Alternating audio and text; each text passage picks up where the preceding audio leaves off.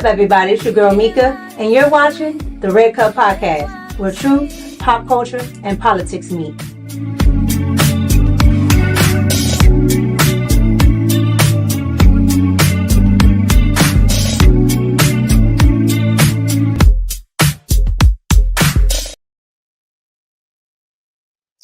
What's up, everybody? It's your girl Mika, and we're back for another Red Cup Talks because this is where truth, pop culture, and politics meet. What's up, you guys? Happy Thursday. What's going on? Okay, I see y'all in here. Antonio, what's going on? What's going on, your car? What's going on, Magnastar? What's going on, Shane? Y'all must gotta watch basketball. Y'all like, look, Harry, you do it. What's going on, Artifacts? What's going on, everybody? Let's see who else we got in here. What's going on, Kendra? What's going on, Kenyon? What's going on, Antonio? What's going on, Tyrone? Hey, Outlaw. All right, you guys. So it's Thursday, and I have a bunch of things to do. But as always, I want to come to you guys. What's going on, Eric? I want to come to you guys and talk about a lot of stuff that's been going on really quick, okay? So we're going to spill some tea. We're going to spill it up, and then we're going to talk about it, okay? So I want to start out really quick with a couple of things that just came up, all right? The first thing we're going to talk about is the new pope and white churches, okay? Now, the reason why I want to talk about the new pope and white churches for a couple of reasons. The new pope is from Chicago, okay? And we all know what's been going on with Chicago and, you know, the ratchet mayor with the mohawk there, okay? However, I want to get into the new pope first, and then we're going to get into some more things with Chicago. Here we go. When they're in conflict, they look to these, whoop, there we go, here we go. Let me see first. Here we are. Coming out. The Cardinal Proto-Deacon. Dominique Lamberti. He's smiling. He's smiling. He will give us the announcement. Here we are.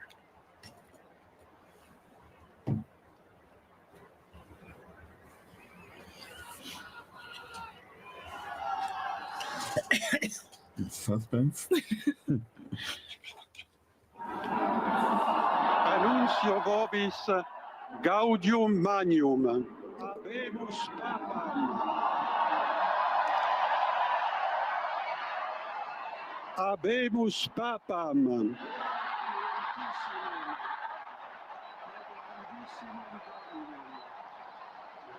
Eminentissimum. Ac reverendissimum Dominum. Dominum Robertum Franciscum, Sancte Romane Ecclesiae, Cardinalem Prevost. Qui. Now, y'all are more than welcome to tell me what this man's saying. Okay, what's going on, Molly? What's going on, Jerry? Hey, boo. What's going on, girl? What's going on, Dwayne? What's going on, Coaster? Y'all are more than welcome to tell me what this man is saying, okay? I know a lot of languages. I do not know Italian, okay? So I don't know what he's saying. However, this is the new pope, okay? So I wanted to get that out the way, all right? Because this is, you know, breaking news this afternoon. They have a new pope, all right? Now, I want to get into the foolery that is white churches, okay? And it's not technically the white church, it's technically the black churches and what they are saying to the white churches. All right. So today, black churches decided that they were going to hold some people accountable. I want you guys to see this. All right. Here we go. And let me know if you can see it. All right. Because the Wi-Fi here is going in and out. I apologize ahead of time. It's storming out here in Maryland, so I apologize. But let me know if you can see and hear it, okay? But here are the black churches going off. Here we go.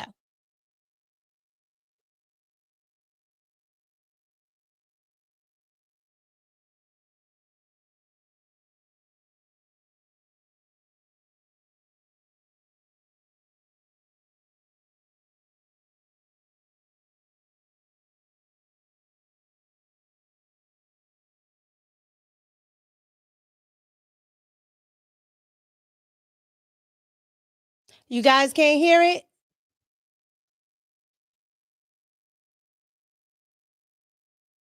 Yeah, that's that Wi-Fi. All right, let me reconnect it. That's that daggone Wi-Fi. Hold on, you guys. Let me stop screen sharing and do it again. Yeah, I've been having this problem all day. It's been storming here, so I apologize.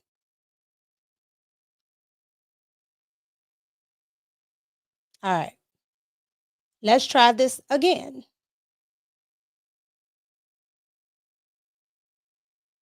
Creating a new black bank, $5 billion in terms of. Chicago black activists are now demanding $15 billion from white churches for reparations for slavery.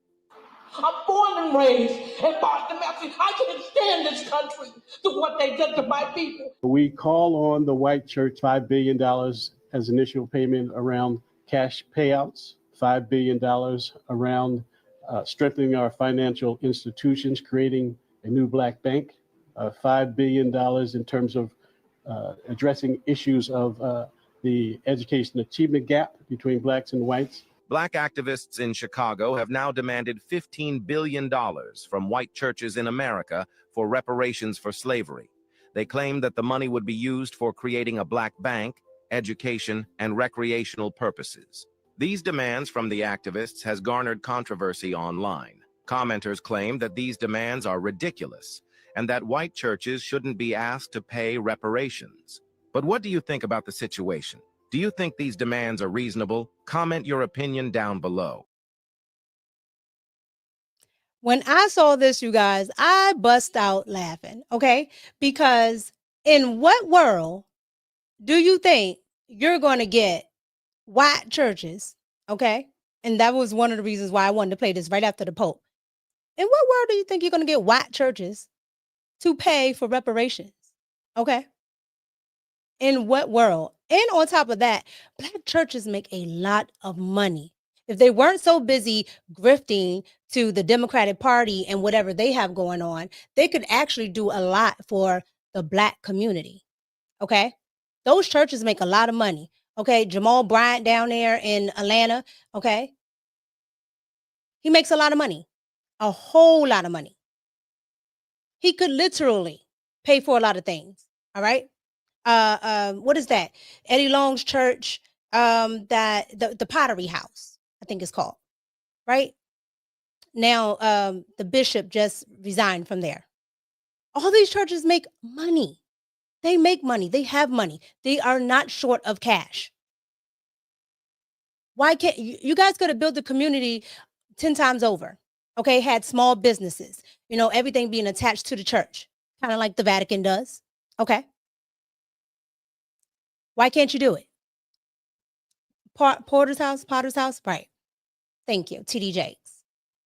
Why can't they do it? They can't do it because they don't like to actually give to their constituents, give to the people that come to their church, give to the black community. And furthermore, they're not even talking to the black community, if you ask me. They're talking to the black women. All right, because that's all that's really going to these black churches. So there, I guess there is really no community to actually put this money into, but they could, if they wanted to, build up black families, okay? Like really try to reconstruct this thing, but they don't want to. But yet they're telling the white churches that they got to go over here and give out money, okay? They're doing something that they don't even ask the Democrats to do, okay? Since when do they ask the Democrats to give reparations? Never. The reparations that the Democrats keep talking about is what? HR 40? Constantly talking about the same thing. Okay? Bowhead Ayanna Priestley has not, and I do repeat, has not, since she's taken up the mantle for HR 40, have y'all heard anything about reparations? No, not at all. So I just wanted to put that bug in you guys' ears because that's what's going on with the churches. The Pope, we have a new Pope. He's from Chicago. Barack Obama decided to throw his 2 cents in, talking about a fellow Chicagoan. Barry ain't from Chicago, but I digress. Barack Obama talked about it, and everybody's happy. If you're Catholic or if you follow the Pope in the pop cultural sense. And then you have, of course, the Black church in Chicago yelling about reparations. You can't make it up. All right. So I want to move on, you guys, really quick to, since we're talking about Black people, we're going to move on to Black women. We're going to move on to what you guys see on the thumbnail, which is the Black woman in Times Square. When I saw this yesterday, I just put it in my bookmark. I said, good Lord, we got to talk about this. So I want you guys to see this news broadcast talking to people in New York about the Black woman in Times Square. Here we go. Who do you think she is? She's everyone. She's anybody. She's my friend. She's me. Why do you think this is? I mean, two white male statues. They don't look white, those other men. And the other explanation was there's two white men memorialized in this little square that we're in right now, and they wanted to combat that by putting a much, much larger statue of a Black woman. She got attitude. She has confidence. Challenges the notion of who deserves to be monumental. And who, Why does this woman deserve to be monumental? well, she's everyone. First of all, am I supposed to know who she is? I don't think so. She's obviously larger than life. She's big. I don't mind if they'll make a statue of me and put it somewhere. I just don't understand why art can't be art. Why does it have to be combative? You guys are from Nepal. Nepal, You're a long way from home. yeah. And you are Michael Jackson. Yes, and yeah. Well, I feel like we're going backwards in some ways. Like we used to never even think about race. Why is that contrast needed, I guess is my question. Oh, to combat race, to combat injustice. You want to combat race? What do you mean? I'm sorry? I'm the 21 times Guinness Book of World Record holder in backflips. Let's spin it another way. There's a Martin Luther King memorial of some kind in basically every city in this country. If somebody came along and put a depiction of a plain white man, a blue collar white man, right in front of that and made it much larger, I imagine that would cause a sting. Yeah, I'm sure we would see it all over the headlines. People would be rioting everywhere, burning down buildings. I mean, and it would probably be taken down.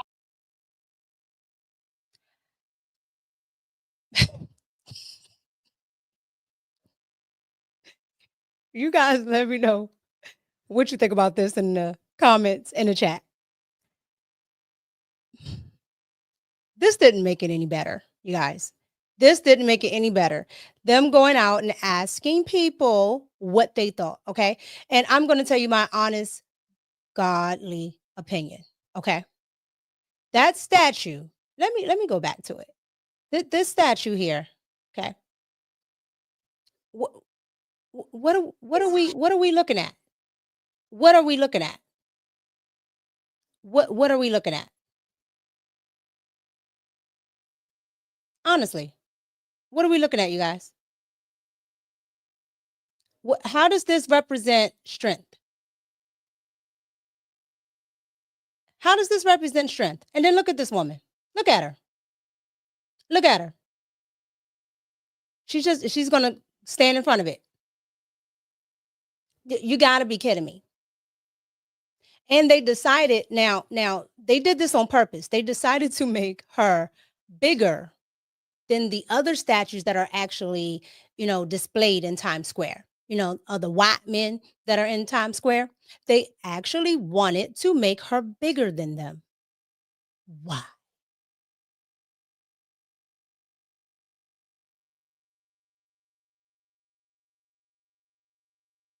Look what's in front of her. Look what's in front of the statue. She got on the same clothes.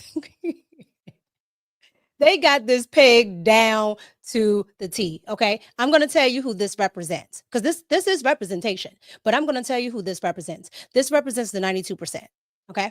Because only the 92%, especially being in New York, only the 92% think this is okay. Only the 92% thinks this is strength.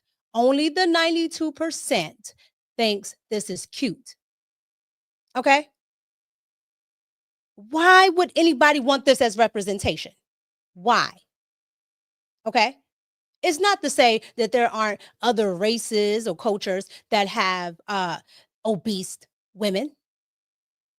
But it seems like in the Black community, the degeneracy, anything that lacks is put up at the top. Anything that lacks is seen as strength. Why? Why is it strength of being lazy? Why is it strength of not having any self-pride, dignity about how you look? I don't understand. Right? Why is this put out in the front? And then we all know that everybody in the world comes to Times Square, right? This is going to be the representation. This is going to be what they see when they go, hey, what does a Black woman look? That's what it looked like right there. That's what it looks like. Hot buttered mess. And she's standing right under the fupa. Chat, you can't make this up. You can't make this up. Okay. It's not to say that everybody has the same bodies. Everybody, maybe you don't want to be skinny. Okay. But let's be clear. The representation of other groups of women will always be their best. Okay. The representation of other groups of women are always the best. American women as a whole are obese. Okay. Black, white, whatever. They're obese. However, when you see what they put forth, it's always the best. Everybody else tries to put the best forward. The Black community, it don't matter. It don't matter. It does matter. Because you have to remember, I travel a lot. Other people see you a certain way. This is how they see you. Like, this is how they see you. Okay? This is a problem. But nobody's going to speak to it. Absolutely nobody's going to speak to it. Everybody's going to say, well, everybody's not meant to be skinny. Everybody's meant to be a healthy weight. Nobody wants diabetes. Why is this being promoted? Like, why is this being promoted as if it's good? Even Lizzo has lost weight. Ozempic or not. Okay? So I'm just trying to understand why this is a thing. But when I saw it yesterday, I just thought, this is a damn shame. This is where we're at in 2025. But I digress. You guys let me know what you think about it down in the comments, and let me know what you think about, this video here. Just asking people that come from all over, what do you guys think about it? A mess, but let's move on. Now, a lot of you guys seem to think that this statue is of our favorite offender here on the red cup, Big Back Leticia. Okay, that's what y'all seem to think. Y'all might be right. However, since y'all thought that, I thought it would be a good segue because, all right, Leticia Vespucia James is back in the news. She's back in the news, and she's back preaching per usual. Okay, that's what she does best. She preaches. She gets up on there. I'm telling you that she'll make a good pastor. I don't know if y'all want that in your churches, but as far as talking, she can talk. She can yell with the best of them, child. It's sad. It's a sad day. However, Leticia James is back in the news, and I want you guys to hear what she's yelling about now. Here we go. And you want me to sit in my seat and stand idly by and allow this craziness to happen? You can come after me if you want, but you elected me to stand up. You elected me to use the law. You elected me to go to court. You elected me to continue to challenge this administration. You elected me to stand up for the least of God's children. You elected me to continue fighting on. And I will fight on. And you want me to sit in my seat and stand idly by and allow this craziness to happen? You could come after me if you want, but you elected me to stand up. You elected me to use the law. You elected me to go to court. You elected me to continue to challenge this administration. You elected me to stand up for the least of God's children. You elected me to continue fighting on, and I will fight on. And you want me to... So I had to let that play twice because I just wanted you guys to get the notion. Okay. So this is what Leticia James is doing with her time, with our tax dollars. I don't understand what else she's doing, but this is what she's doing. This is what's been in the media. All right. However, what's also in the media about Miss Leticia James is the fact that she did lose that appeal with Donald Trump. Now, Donald Trump was supposed to be paying like $450 million to the state of New York, okay, after those 34 felony accounts that Leticia, and gambling gang put on Donald Trump. Okay, cool. Well, this is now what's going on. All right. I want you guys to see what the mainstream media isn't reporting. And I'm going to let this young lady here explain it. Here we go. Dang, y'all are real quiet today on the left, aren't you? Y'all must have seen what the appellate court did. We all saw it, right? Oh, that's right. They're not reporting it on the mainstream media. See, Donald Trump just got back $450 million that he spent on this appeals court. 34 counts. 34 counts is what corrupt politician Leticia James decided she was going to try to charge Trump with. And I knew he was going to win his money back. The judge said, there are no victims in this case. There is no evidence in this case. It was two smart business entities doing business together. The bank said, we don't have a problem. We were paid back. Trump said, we don't have a problem. We paid our loan back with interest. So what's the problem here? And the judge clearly said that it was a clear attack on a presidential candidate and can be misinterpreted for or interpreted as election interference. But he's a felon. He's a rapist. He's racist. Oh my God. Wake up, people. Political prosecution is real in this country. And the best part is that the state's lawyers' closing arguments were basically begging the appellate court judges not to sanction them. Not only do I think they should all be sanctioned, I think Leticia James needs to be tried. I think she needs to be found guilty because she is clearly, and I think she needs to be put in prison for election interference. Tell me what you think in the comments. And all you. So tell me what you guys think about that. Okay. Donald Trump was under a lot of lawfare within the last couple of years. All right. And we all know we got a felon in the White House, 34 counts. I'm cool with that. However, he was ordered to pay $450 million to the state of New York. And of course, he appealed it. But there were nobody got hurt in this case. And now Leticia James is now under investigation for the same thing. The FBI just opened up an investigation on Leticia. So you have someone who's doing the exact same thing, but still going after Donald Trump. And I think it's because the Democratic Party understands that they hired that woman. Well, they got her voted in specifically just to do the lawfare on Donald Trump. So now she has to continue with it, no matter how much she wants to stop. But I assure you, she's about to go down, and they're going to use her own case against her. Okay?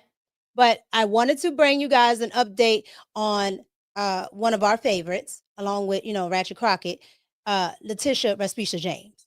That is what's going on with her right now. All right? So let's go ahead, and before we get into the main topics, I want to read the super chats really quick. I always want to acknowledge you guys. $19.99 for my girl Molly. Thank you, Molly. I appreciate it. Your hair always looks amazing. Thank you. A lot of water and mousse, but thank you.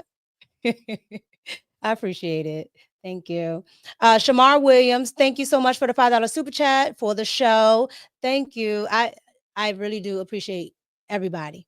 Likes, comments, super chats, cash apps, which I'm getting ready to get to. All right. But thank you, Shamar. And then Classy Perspective, $10. Thank you so much. And it is, I saw the statue and I was shocked. And I'm thinking to myself as a man, do Black women know that people are clowning their image? I grew up seeing a Black woman slender with an afro looking like Foxy Brown Fine. Yeah. Yeah. And that's what they used to look like. That's what they used to look like. And now, you know, with all this feminism and body positivity, you can look like anything and it's okay. And it's fine, whatever you want to look like, because again, whatever floats your boat, as long as I don't have to do it, it's fine. However, you want to put your best foot forward. You want to represent yourself in the best light. And for some reason, Black women just don't seem to want to do that. Okay. And I understand it's not all, but the squeaky wheel gets the oil. And these are the ones that are speaking. All right. So you guys, this is the representation. You got to start saying something. And look at Leticia. Look at Leticia right there. Leticia is a prime example. Okay. She looks exactly like that statue. So that's why I agree with you guys. Normally, I'd be like, don't say that. Yeah, I agree with you. So thank you to everyone who sent the super chat. And I want to give, I feel like Anton Daniels right now, okay? Because Mike, that dude, I want to thank you for the super chat from last time because I didn't get to let you know that. So Mike, that dude, thank you for the super chat. I'm sorry, for the Cash App from last time and tonight, all right? And he said, for having a great show. Thank you so much. I appreciate it. Thank you. Thank you. All right. So I want to move on to our first topic here really quick. Our main topic, and that is Joe Biden on The View. Okay. Now, Joe Biden and his wife, okay, or his handler, decided that they were going to go on The View today. And they also decided that they would talk about, Kamala and his failure, on top of if he's actually having any issues, basically, AKA if he has Alzheimer's or dementia, all that stuff.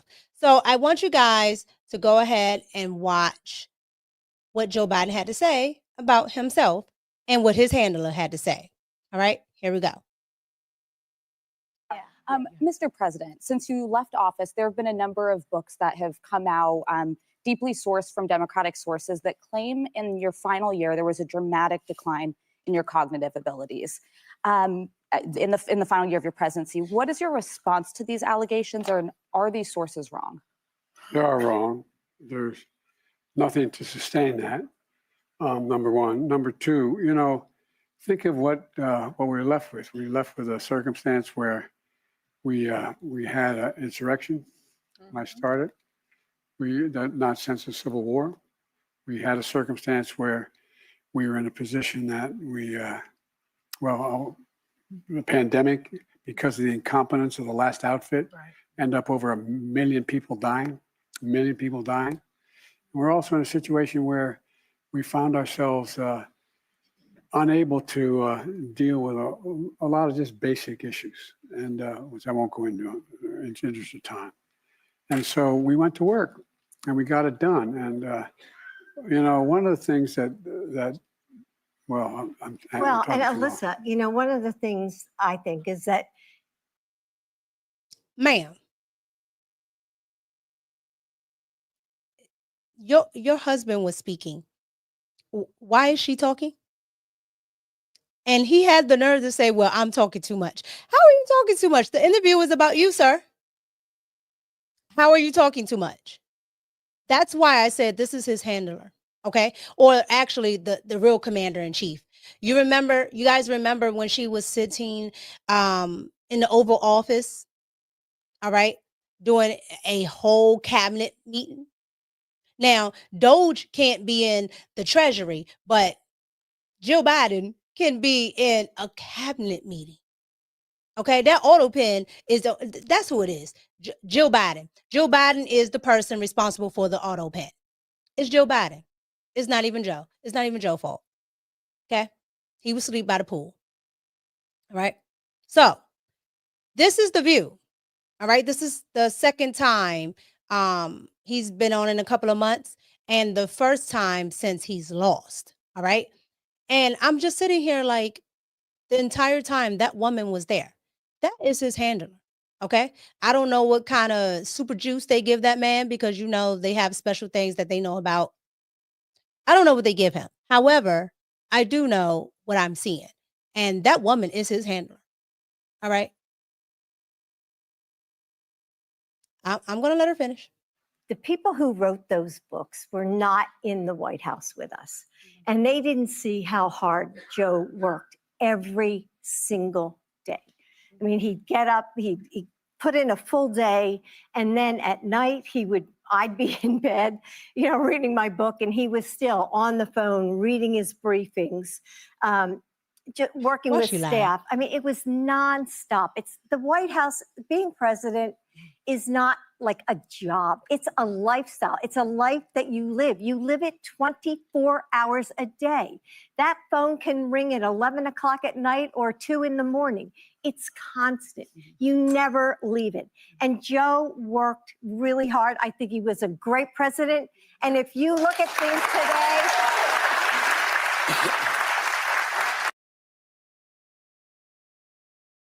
okay. Here's my human side, okay?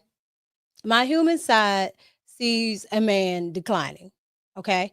And I think this is elder abuse. The Democratic Party needs to let that man go sit down and take a nap, all right? I don't know why he has to be out here stomping and talking. The man is clearly gone, all right?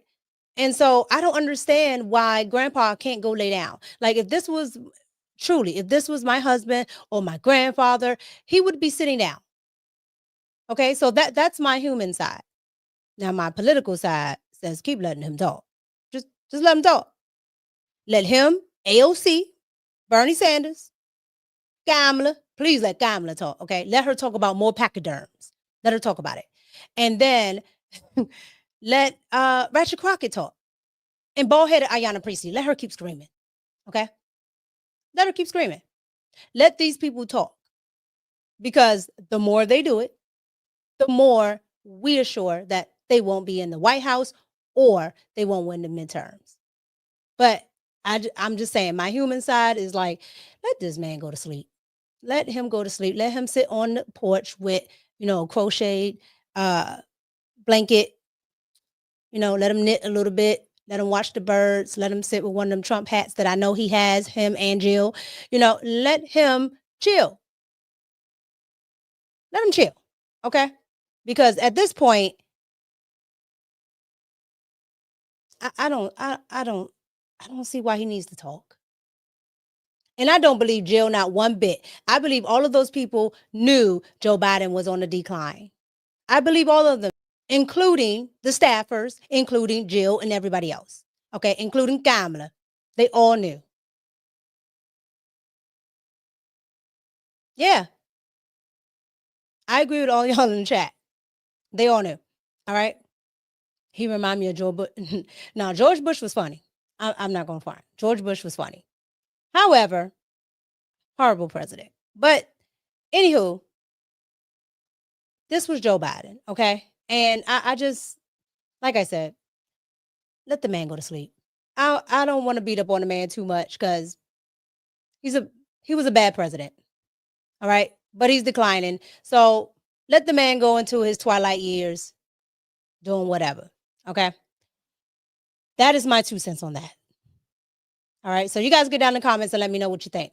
Now, let's move on to the deranged people of MSNBC, better known as MSDNC, better known as MS-13. All right, let's move on to them because they decided that they were going to go get their best legal analysts. All right. They were going to get their best legal analysts to come up and tell everybody about what due process is and immigration. And when I tell you that Isaiah, that's what it is. They like to talk about MS-13 members. It is what it is. But when I tell you that they got a shock when they heard their own liberal correspondent legal analyst who does, a lot of these cases, when he told them something other than what they were expecting, it was hilarious to me if you just look at their faces. All right. So I want to get into that real quick. Here we go. Review. How is that not a violation of the Fifth Amendment, but suddenly it's a violation of the Fifth Amendment if the Trump administration does it? Well, the short answer, back then, we're talking about immigration law. The Alien Enemy Act is actually not part of immigration So law. we have three things. And as we said, excuse me for interrupting, but we have the Alien Enemy Act, which the South Texas judges said is illegal. We have what's happened in Venezuela. But then we have general deportation. That's what I'm talking about right here. Yep. So federal law allows for even broader and speedy removal than has been used in the past. And expedited removal, as you talked about, allows for summary removal. That means no entitlement even to a hearing, possibly within 24 hours. It hasn't been used as broadly as, say, the Trump administration might want to use it. But under the statute, it is permissible to remove aliens who arrive at the border and even those who have been here for 2 years, although that 2-year provision you talked about is the lesser used in practice. But just because it isn't used very often doesn't mean it's not a part of federal law that can be used. And it will be used because it's permitted under federal law. The Congress, in its infinite wisdom, decided that aliens who arrive at the border, and they define people who arrive at the border as people who have even been here 2 years, if they have fraudulent documents, if they don't have sufficient documents, they can be removed in an expedited fashion unless they seek asylum. So you don't run into those due process concerns, at least presumably because that statute, as it exists today, is still valid. Now, before I let the gentleman continue here, you heard one very important thing. You can kick these people out unless they are seeking asylum. All right? Bill Clinton got him up out of here. We know Barack Obama got him up out of here, okay? 6 million plus, all right? He got him up out of here. However, why can't Trump get them out? He's using the same things, the same tactics, the same cages that the liberals don't like to admit. He's using everything the same. Why can't he get them out? And it's because they didn't just come over like they did under every other president since Bill Clinton's IRA Act, okay, which is the reason why we have this jacked up, immigration system anyway. They came in through parole, which is asylum. And that is the reason why you have to give them a hearing. Oh, the Democrats are good. They are good. They are very good. They knew what they were doing. Okay. So that's the reason why Trump is having such a hard time, because once they come in under that, now you have to give them a hearing. It's just like he said, they could go out 24 hours. I could just put you out because you don't belong here. But once you say asylum, now it becomes different. However, I'll let him continue to explain that.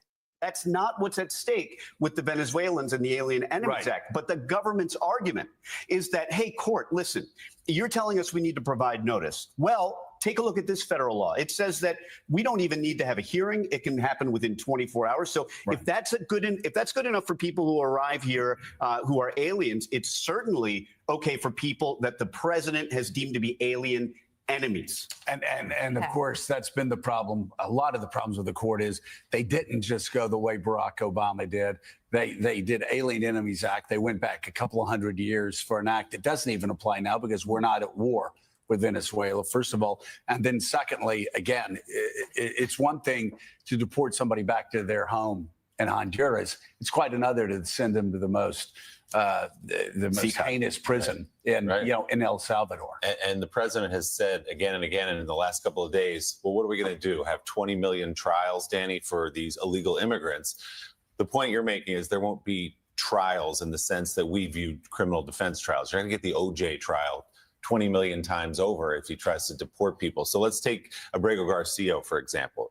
If Garcia comes back to the United States and stands trial or has a hearing, what does that look like as an example of what others might face? Yeah, Garcia's a little different. He wasn't removed under the Alien Enemy Act because he's not a Venezuelan. And so that whole argument about Venezuela being the enemy or Tren de Aragua being the enemy doesn't apply. But you're absolutely right. If he comes back, what due process is he even entitled to? Well, probably the government will go back to the immigration court and challenge or reopen his case. Because remember, the only thing that kept him here was a withholding of removal order from, I believe, 2019. So they can go back to that court, try to reopen that case and say, hey, since then, he's done some bad things. Now, factually, you can argue, hey, no, he didn't do any of these bad things. But Danny, He's even fine. even that's just limited to don't send him back to El Salvador. They could deport him to Honduras. Exactly. You make a really good point, which is, again, everyone's saying, hey, bring him back, give him due process. But that due process may mean he can go to any of the other, 200 or so countries other than El Salvador. And that's why I'm cautioning folks.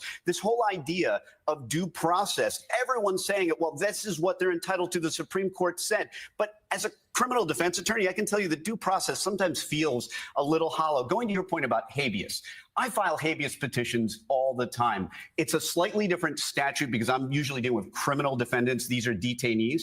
But the vast majority of habeas petitions are denied without even an evidentiary hearing. In fact, rare is the case where you get an evidentiary hearing. For criminal defense attorneys, any of you watching now, you're thinking, oh my gosh, I got a hearing on my habeas petition, because most of the time they get tossed. And it makes sense because anyone who knows prisoners or the way they litigate, they file a lot of habeas petitions. And your point is spot on. If there was a hearing for every habeas petition, the courts would shut down.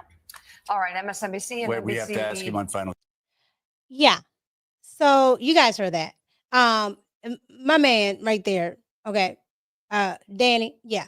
Danny just told them pretty much, we can get these people up out of here. All that stuff that they're claiming, this habeas, this, yada, yada, yada, it don't really work. And yeah, the only reason that they're here is because they're seeking asylum. And now, if we have all these cases where we know they're all not seeking asylum, it's going to jam up the courts, which is what they're doing. Yeah. Again, like I was saying, they know what they're doing. They know what to say, how to say it, because they were taught this by the countries that they come from, all right, or the coyotes that get them over the border, or the cartels that help, kind of. Okay? And so at the end of the day, the government has been complicit in this. Let's just keep it 100 or 1,000, really, because the government decided that they were going to parole everybody. That automatically gave them that status. They knew what they were doing. They knew it. So this makes it harder. All right. So hopefully we can, we can have it to where Donald Trump can use some other law. This is the reason why he's using all of these different types of other acts or laws, like the Alien Act, because he's trying to get around that stupid parole that he already took off, but these people came in under that. So they have it. And they're required to come to a hearing. Most of them don't go because they know they're not really seeking asylum. But hey, once you're in, you're in. And it's hard to find these people, and they know it. The sanctuary cities, all of that. Okay? AOC has the worst immigration district. And I do mean worst. It is the red light district if you ain't never seen it. Okay? Young girls on the street, everything, crime, all of that. But everybody supports it because they like the Democrats. It's crazy. It's wild. So you guys get down in the comments and you guys let me know what you think about that. All right. Last but not least, I want to get into Scott Bessent. But before I do that, let me read the super chats, you guys. All right. Shabbos Greenard, sorry. $5 super chat. Thank you. As long as Cardi B Crockett, the squad, Bathtub Greens, Kamala, Biden, and other leftists keep showing how wild they are, the right will win again. Yeah, I agree.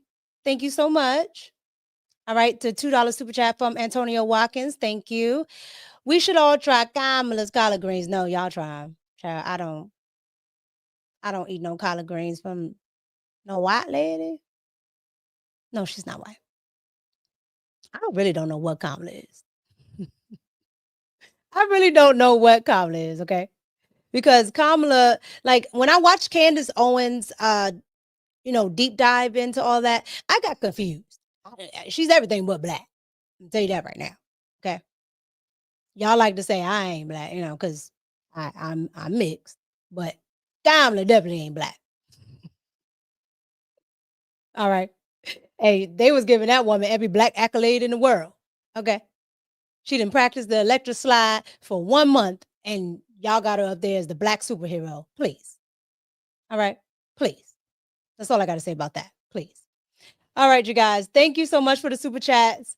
We're going to get into this last one here, and it is the DEMS versus BESSENT. All right. So, Treasury Secretary BESSENT, they do not like him. They, meaning Democrats. All right. Democrats do not like him, especially the bald one. All right. Y'all all know who this is. She is a habitual offender here on the Red Cup. All right. Bald-headed reasoning herself, Ayanna Presley. All right. Now, she decided that she was going to be on this oversight committee hearing. I don't even know why they have these hearings, but they do. And she was going to question the good old secretary here about something. Here we go, you guys. You can't make this stuff up. Small business owners are reeling from the unpredictable on-again, off-again tariffs. They're holding back on expansion, delaying hiring, and bracing for the impact. Local and state officials are telling me about the effect tariffs will have on our state budget. Simultaneously, Massachusetts will see energy bills increase while revenue from tourism will decrease. But I want to focus on the constituent outreach that I've received from everyday families who are just fighting to make ends meet. Yes or no? Mr. Secretary, do you know what a car seat is? I have 2 children, yes. I figured as much. It's correct, you and your husband have 2 children. So I'm sure you know that car seats are absolutely essential for families when traveling with babies and toddlers to school, to worship, to doctor's appointments, just everyday living. But not only are car seats essential, they are the law of the land. It's the law of the land in 50 states. So there's no getting around that. Mr. Secretary, what's your estimate of how many babies are born in the United States each year? I would guess 2 to 3 million. Well, while the number fluctuates, there have consistently been more than 3.5 million babies born in the United States. That means millions of families in this country are doing what? Buying a car seat because it's essential and it is the law of the land in all 50 states. But now that cost is going up because Trump has announced up to 145% tariffs on Chinese imported products. Approximately 9 out of every 10 car seats in the US come from China. That's a steep cost.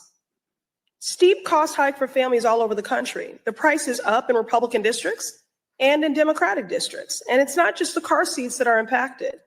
We're talking about strollers, cribs, high chairs. No family is exempt from the harm of these Trump tariffs on essential baby products. But don't just take my word for it. Mr. Chair, I would like to enter into the record a Yahoo Finance article from May 2025 entitled, "First Year Baby Expenses Already Top $20,000." Y'all, you cannot make this stuff up. They were up here questioning the Treasury Secretary about doll babies, car seats, things like that. That's it. I mean, and they went on and on and on, even reclaiming their time. They love to say that, right? So let's get into our favorite dry wig auntie, okay? Because she was doing a little questioning herself. All right. Let's get into Auntie Maxine Walters. Thank you, Mr. Chairman. Since the first day of the Trump administration, members of Congress and the American public have demanded transparency and accountability regarding the economic calamity this regime has caused. Instead, we've been met with flat out lies, deception, and unfathomable level of gaslighting by officials like today's witness, Secretary BESSENT. You are about to go down in history as the man who oversaw one of the most significant economic downfalls in modern history. The U.S. economy, which had the strongest recovery from the pandemic compared to other large economies in the world, is now falling behind. In the first quarter since Trump took office, the United States economy shrank, with our gross domestic product decreasing by 0.3%. We are falling behind while Canada, Europe, and China are racing ahead. What happened to the golden age you and President Trump promised? What is Auntie talking about here? I mean, she's not my aunt, but still. What is she talking about? Okay. Outside of her being upset that, them synthetic wigs can't get here from China. Okay, they stuck on the boat somewhere. Or sit on the dock. What is she upset about? Like, I literally don't know where tariffs are hurting people right now. I literally don't know. Like, I don't understand what is happening. What is happening? And I don't understand what she's talking about. Since when is Canada doing better than the United States? When did that happen? I'm telling you, people in California, I don't know what they're smoking. California must got some ooh-wee, because I don't know what this lady's talking about. I really don't know. However, I want to get into the last, the Democrats. These people are nuts. Okay, all of them. But this was by far the nuttiest one of them all. Here we go. Specifically, which countries are you close to striking deals with? I'm sorry, Congresswoman, but that would not benefit the United States. No. I'm asking you a question based on the statement that you made on CNBC. And I am telling you that it would be detrimental to the interest of the United States for me to answer that question. Why will that be detrimental? Because as the negotiations may still be in process as we speak, as we are not at the end of the week yet, I am sure that you through your question, would not want to compromise U.S. negotiations. Reclaiming my time, Would you? Secretary Bessent, the president goes into a press conference and claims that there are negotiations going on. And then the next day, there's no negotiations going on. So why would you not answer my question? And that will be considered detrimental to the American people, to the American economy. I do not understand. Despite your claim, I'm happy to say there are negotiations going on. I'm not going to reveal the details. No filibuster. No filibuster. So how long do you think those negotiations will take before they are concluded? There are numerous countries, as I have said, if you saw my CNBC interview, which you referenced, that there are 18 important trading partners, and we are moving forward at all deliberate speed with those. She was reclaiming her time. Okay, when I tell you that these people are nuts, you guys, these people are nuts. Like, this is what they were doing the entire time. I'm reclaiming my I time. am I'm asking reclaiming my you to time. rule on asking this hostile witness to direct his response to me versus having him tell me that his staff will respond to me. My staff person didn't ask them the question. I did. The gentlewoman does not state a parliamentary inquiry. So let me ask the gentlewoman's point of time- privilege to you, Mr. Chairman, because I'm not going to stop this morning until you respond to me then, if you will direct the secretary to respond to me as a member of Congress. Or let me ask him. It is not a point of privilege. The gentlewoman's time. The gentlewoman's time has expired. The gentlewoman will suspend. The gentlewoman will suspend. The gentlewoman will suspend. The gentlewoman will suspend. The gentlewoman will suspend. If he responds to me, if he will respond, the gentlewoman makes a legitimate request. A personal privilege. You can simply ask him to respond. Personal privilege. Just ask him to respond if he'll respond to a member of Congress versus saying a staff. And look at Maxine. Look at Maxine. Like, y'all can't make this stuff up. This is the representation. This is the representation. The 92% running amok in the House. Look at her. Look at her up there. Look at her. Look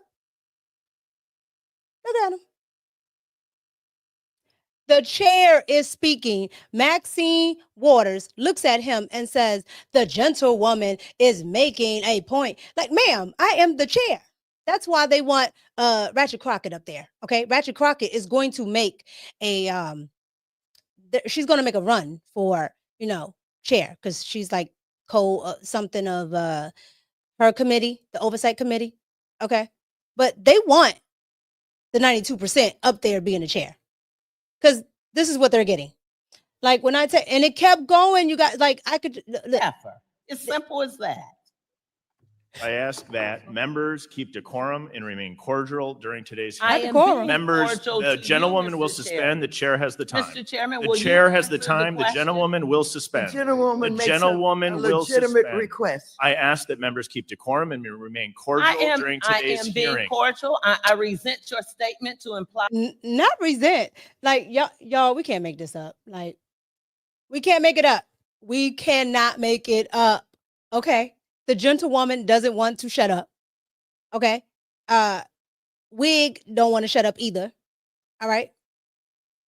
She doesn't want to shut up. She's there in that man's face, and he's like, yo, shut up.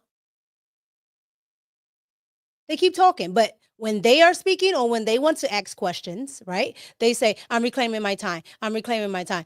That's what I'm about to start saying to all of y'all. Okay. Every time one of y'all in the chat say something, I'm reclaiming my time.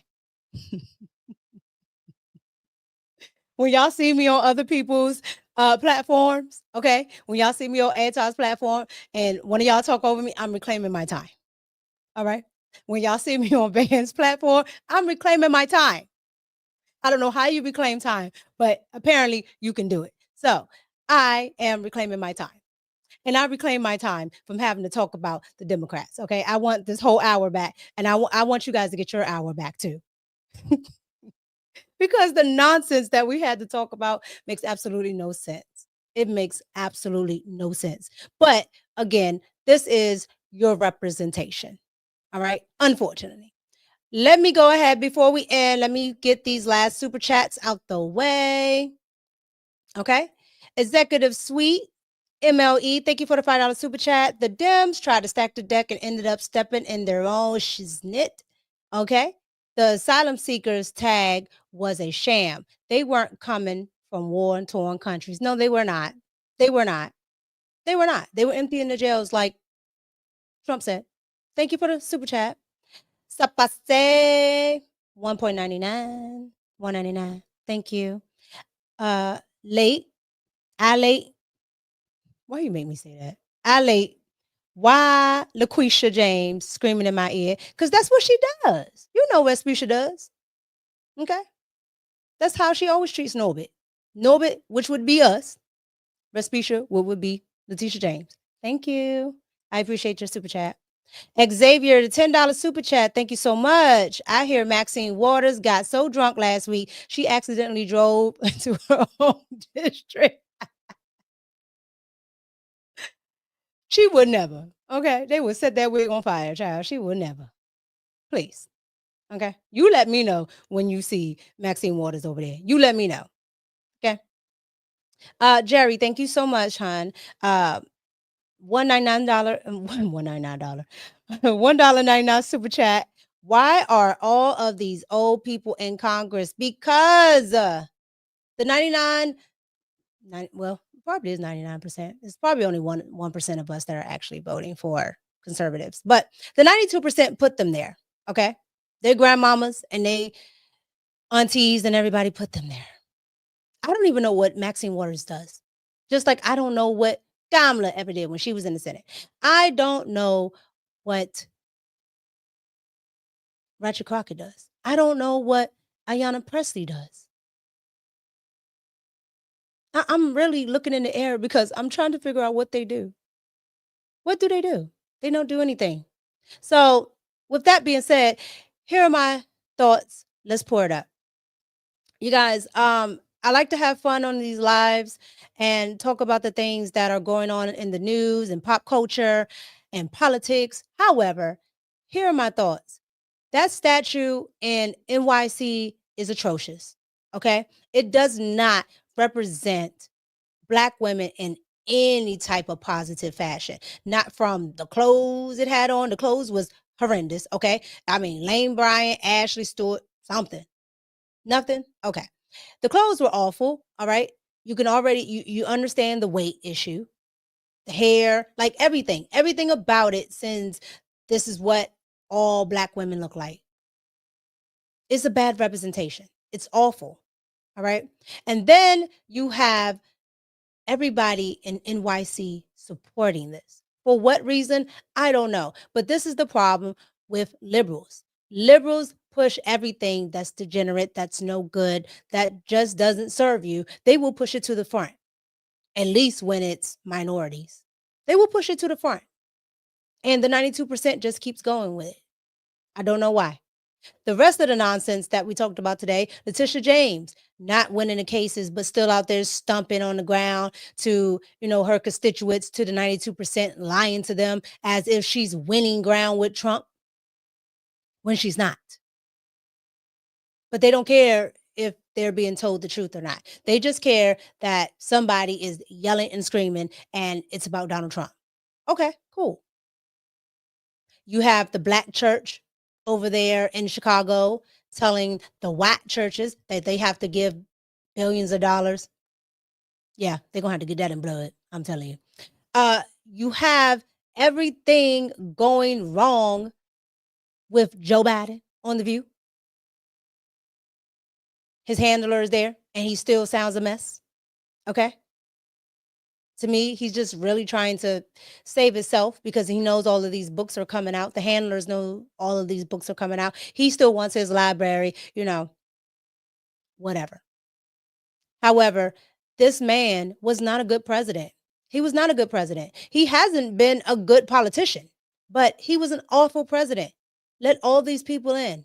If he really wanted to protect his legacy, he should have did what he maybe possibly wanted to do.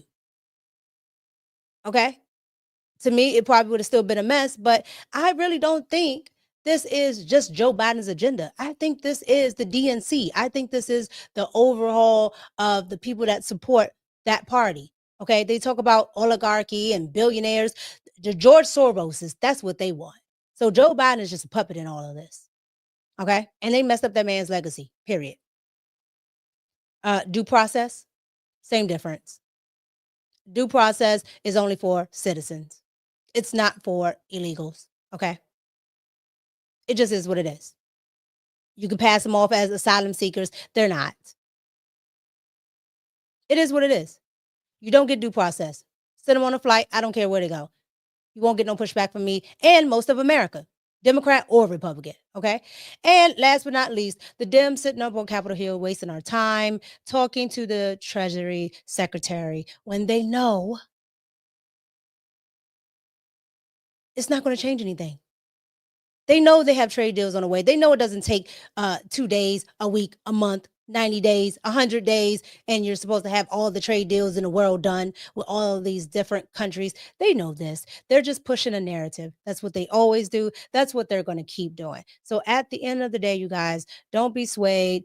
Don't be, sitting here going back and forth with these liberals about anything, because half of them don't even know what the Constitution says. They don't know what the people on the Hill are supposed to be doing. They don't know what taxes they're supposed to be paying. They don't know any of this. All they know is MSDNC 13 told them that this was happening.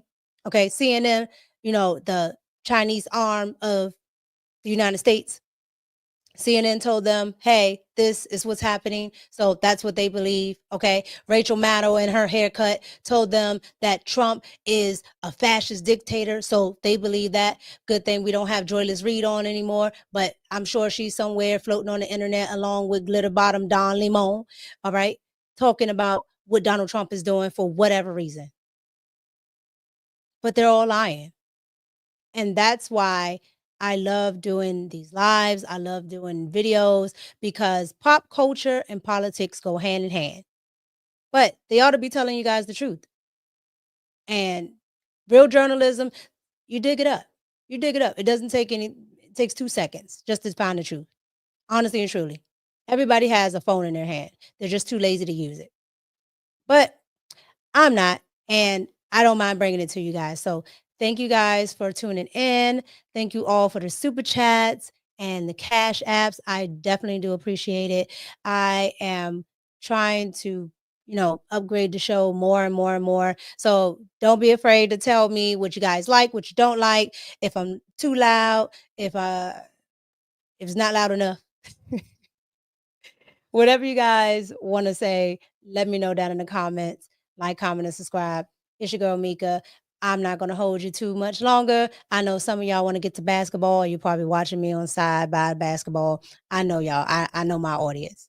All right. And for everybody who's new, thank you for joining. If this is your first live, thank you so much. I appreciate it. And thank you to everybody in the chat: Melvin, Clarence, Jerry, Kendricks, Kevin, Keisha, Quick Fix, Chavez, Charlie, Scoop, Xavier, Isaiah, War Peace, Outlaw, Sapase, Artifacts, Yakar, Molly, let's see, Tyrone, Lord Jammer, Coaster, Amelia, Lady D, everybody, whether you like me or not, the next phase, War Peace, War of Peace, I'm sorry, Ian, let's see, Clarence, everybody. If I missed you, I'm sorry. All right. But thank you for tuning in. It's your girl, Mika, and I'm out.